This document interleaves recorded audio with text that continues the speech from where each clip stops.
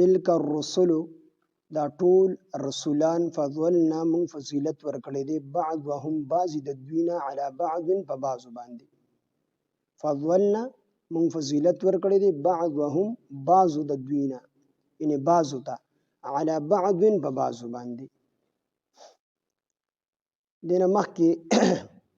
وانک لمن المرسلین نبی علیہ الصلوۃ والسلام ته الله فرمایي چې بهشکه ته د رسولانو نه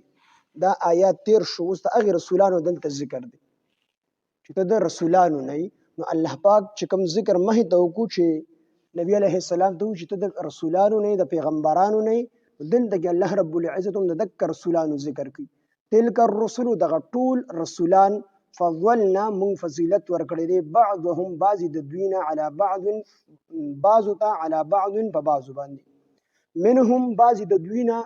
من هغه څوک دي کلم الله چا سره چې الله خبرې کړي دي ورفع اوچت کړي دي بعضهم بعضی د دوی نه درجات په درجو کې دی آیاتونو کې رسول الله صلی الله علیه وسلم ته تسلی ده ځکه چې مخې ته نبی علیه الصلاۃ والسلام ته الله فرمایي چې انک لمن المرسلین بېشکه ته د رسولانو نه نو نبی علیه الصلاۃ والسلام با په دې باندې ډېر پریشانه و چې زما نبوت او زما رسالت دا د دلیل نه ثابت دی د قرآن نه ثابت دی چې زه په حقه باندې پیغمبر یم او بیا هم بعضې خلک داسې دي چې هغه ما پیغمبر نه مني نو الله رب العزت په دې آیاتونو کې نبی علیه السلام ته تسلی ورکوي چې ستانه مخکې چې څومره پیغمبران تیر شوي دي نو د یو پیغمبر په امت کې هم داسې خلک نه دي تیر شوي چې ټول امت 100% مسلمانان بلکې هر یو پیغمبر کې دوه ډلې جوړې شوي دي هغه په امت کې بعضو ایمان راوړی دی او بعضو ایمان نه دی راوړی په پیغمبر باندې نو نبی علیه السلام ته وایي چې ستاسو نه مخکې هم داسې څومره پیغمبران چې تیر شوي دي نو د یو پیغمبر 100% امتیانو ایمان نه دی راوړی او په دې کې د الله پاک جل شانه خپل رازونه دي او کو بیا اوس وروسته الله فرمایي کو چې الله غوښتلی نو الله پاک په ټولو ته ایمان نصیب کړی او په ټولو به په زور باندې ایمان راوړي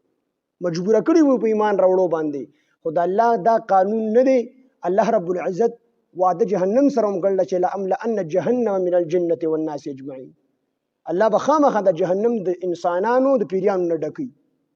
نو د دې وجې نه الله رب العزت انسانانو ته اختیار ورکړی دی اوس فرشتې دي نو فرشتې هغې کې د ګناه ماده الله پاک د سره اچولې نه ده بس سراسر هغه نیکي کوي د الله فرمان برداري دي خو انسانان دي کې الله دواړه ماده پیدا کړي دي هم د معصیت ماده ده د ګناه او هم د نیکۍ ماده ده الله کولو پرېښي دي اختیار یې وله ورکړی دی خو یو انسان مونځ کوي نو الله پکې د مونځ کولو طاقت هم اچولی دی خو یو سړی غلا کوي نو دا طاقت پکې هم الله اچولی دی خو الله ورله اختیار ورکړی دی چې بس تا څه خوښ یې هغه کوه نو که په خپله خوښه باندې څوک ایمان راوړي او څوک چې هم دی په خپله خوښه باندې کافر شي نو دلته کې الله پاک جل شانه فرمایي تلک الرسل دا ټول پیغمبران فضلنا من فضیلت ورکړی دی بعضهم بعضو ته علی بعض په بعضو باندې یعنی نبی علیه الصلاۃ والسلام بعضو ته الله پاک په بعضو باندې فضیلت ورکړی دی نو د آیات نه په صراحت سره دا معلومیږي چې الله جل شانه بعض پیغمبران د بعضو نه په درجو کې اوچت پیدا کړي دي او حدیث کې نبی علیه الصلاۃ والسلام فرمایي لا تفضلوا بین انبیاء الله تاسو انبیاء په منځ کې چې کوم دی یو بل ته د انبیاء په منځ کې یو بل ته چې کوم دی اوچتوالی مه ورکوئ یعنی یو پیغمبر په بل باندې مه اوچتوئ او د آیات نه معلومه شوله چې الله پاک جل شانه بعضو ته بعضو باندې فضیلت ورکړی دی وی د دې جواب دا دی چې بغیر د دلیل نه یو پیغمبر ته په بل باندې فضیلت مه ورکوئ یو د بل بغیر د دلیل نه مه اوچته په خپل عقل باندې یو پیغمبر د بل نه مه اوچتوه خو چې کوم د قرآن او د سنت نه ثابت وي نو د هغې مطابق اعتقاد ساتل پکار دي او په خپل عقل سره به یې نه ساتي او بل حدیث کې نبی علیه الصلاۃ والسلام فرمایي لا تخیروني علی موسی ما ته په حضرت موسی علیه السلام باندې فضیلت مه راکوئ او دلته کې الله پاک جل شانه فرمایي چې بعضو ته الله پاک په بعضو باندې فضیلت ورکړی دی او نبی علیه السلام وایي ما ته په حضرت موسی علیه السلام باندې فضیلت مه راکوئ یعنی ما د حضرت موسی علیه السلام په درجه کې اوچت مه حسابوئ وی د دې سوال جواب دا دی چې په دغه وخت پورې نبی علیه السلام ته لا دا علم نو ورکړل شوی چې تر ټولو انبیاو نه غوره. تفسیر مظهری لیکلی او چې کله وته الله پاک دا علم ورکو د وحی په ذریعہ ته دا خبره وښودل شو چې ته الله د ټولو انبیاو نه غوره پیدا کړي، د ټولو سردار او د ټولو انبیاو امام پیدا کړي.